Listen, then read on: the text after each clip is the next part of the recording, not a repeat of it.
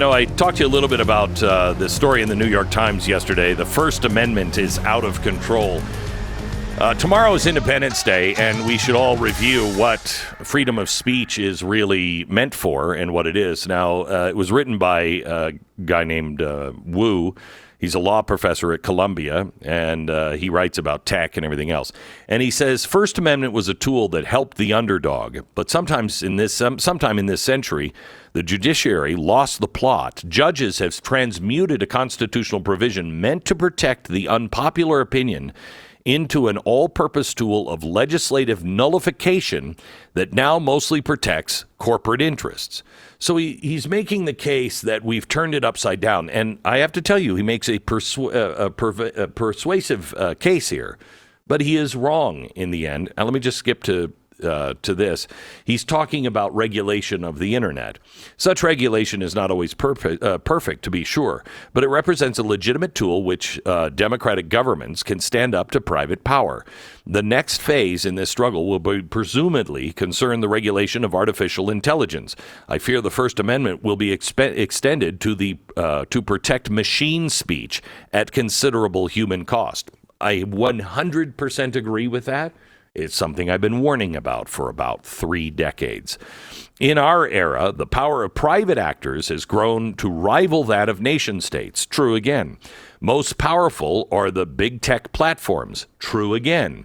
Which in their cocoon-like encompassing of humanity has grown to control commerce and speech in ways that would make totalitarian states jealous. Correct again. In a democracy, no republic, the people ought to have the right to react and control such private power as long as it does not trample on the rights of the individual. Again, correct. But thanks to the Supreme Court, the First Amendment has become a barrier to the government's ability to do that. Free speech rights have been hijacked to suppress the sovereignty of humans in favor of the power and companies and machines. Okay, so wait, but no, there's a difference between individuals and the government and regulations and suggestions. You want to regulate, okay, regulate. And let's have that not go through the administrative state. Let's have that go through Congress. Let's have that debate, a serious debate about it. We can do that. And I think the right of the individual is what will win in that if we don't have some closed door, Google writing the bill, but actual debate the way Congress is supposed to work. Then I think free speech will win because it's a strong argument for the people. But what the Supreme Court was talking about was, well, now, wait a minute. I think the government... maybe we send it down to the lower court and have them re-examine this, because should the government be able to just say, hey, you need to silence these people? No, the government should never have that power. Ever, ever, ever. Freedom of speech is the cornerstone, is why it is the First Amendment. Freedom of speech, freedom of press. The way that the people can stand up against the government. They can stand up against the government. They can question our government. They can demand answers from our government. They have a press that should be completely separate from the government to stand guard against the government. Remember, this whole document was made to stop a government from becoming tyrannical. So if you're afraid of, Trump or Biden becoming a tyrant, your answer, the only answer, should be return to the Constitution and the Bill of Rights. The freedom of speech thing is so important. Again, it was the first. But what it means is you can speak your mind without fear of censorship or persecution. Now, that doesn't make you popular, but it does mean that the government and those powerful institutions can do nothing against you to stop you. Would you like it if a church all of a sudden was in charge and said, you can't say these things? I mean, how many people on the left believe in burning the flag? You have a right to do that. Okay, so why did the kid, oh gosh, where was it, in Oregon? The kid that, burned rubber on the pride flag that was painted on the road, he was just charged with a felony. A felony. What is that other than a religion or a government saying this is what we stand for and you will not tarnish it? Excuse me? I don't want that happening through a church. I don't want that happening through the government. I would like people to self-regulate, but things like peeling out on the pride flag, that happens sometimes not because of homophobia. Sometimes it is homophobia. Other times it is just, you know what? I'm a rebel. You are telling me and jamming this down my throat. No. And it's their only way for freedom of speech. That's the case that is made for burning the flag. Why is it different on the pride flag? See, we have if we didn't have freedom of speech, we wouldn't understand anything. Because the things that were said at some point or another that have made progress and pushed us into new areas have always seemed crazy or dangerous. But they move us forward. Well, I'm not talking about speech that moves us forward, makes progress. I mean the speech that's dangerous. Oh, really? Because that's what every authoritarian and autocratic and theocratic dictator has always said. The problem is, who's in charge of judging what's dangerous and not? The church? The government? Academia? Some other group or organization that would have the power to silence people? Remember, the only speech that needs protecting is the speech that either the majority doesn't like or power doesn't like. The world was flat for a very long time. And for centuries, that was the accepted view. And challenging it was seen as heresy. And then thinkers like Pythagoras, and later during the Age of Exploration, Ferdinand Magellan and Christopher Columbus dared to propose and demonstrate otherwise.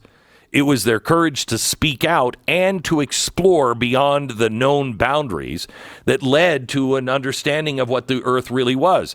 Now, the power didn't want it. The church didn't want that. Church would prosecute anybody and persecute anybody. You know how they got King Ferdinand to do it? Gold. I'm telling you, there's lots of gold. And you know what happens if he's wrong? He falls off the edge of the earth. Big deal. The idea that the sun revolves around the earth, or is it the earth revolves around the sun, that faced significant resistance. Copernicus and Galileo, pioneers, revolutionary idea, went against the power of the time.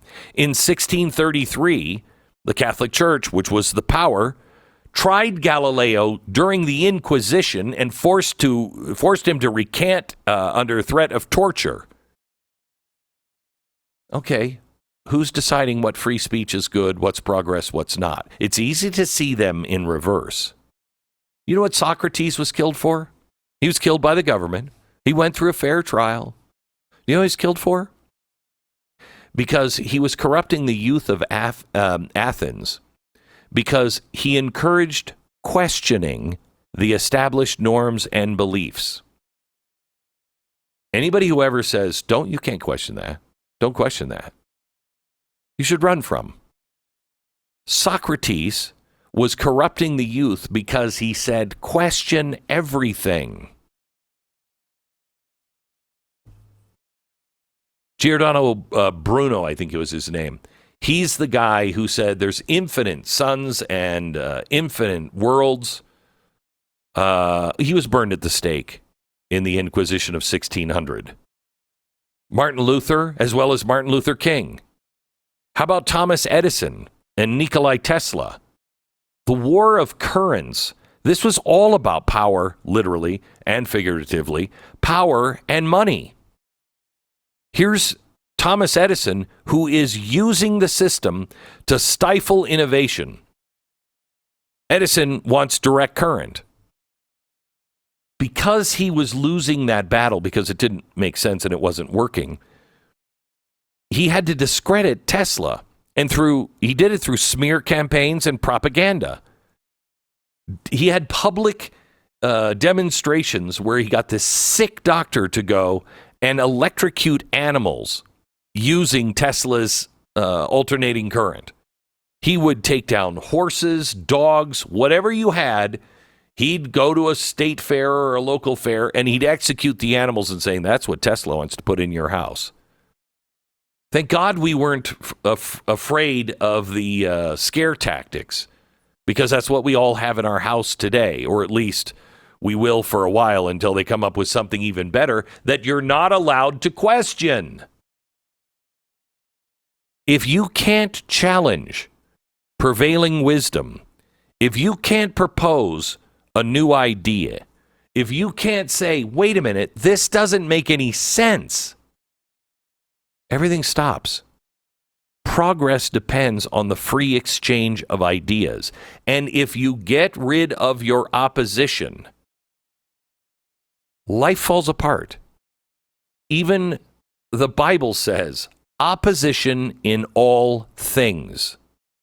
You have to have the metal and the flint. It's when they rub together, when they strike against each other, that's when a spark is made, and that's when things change.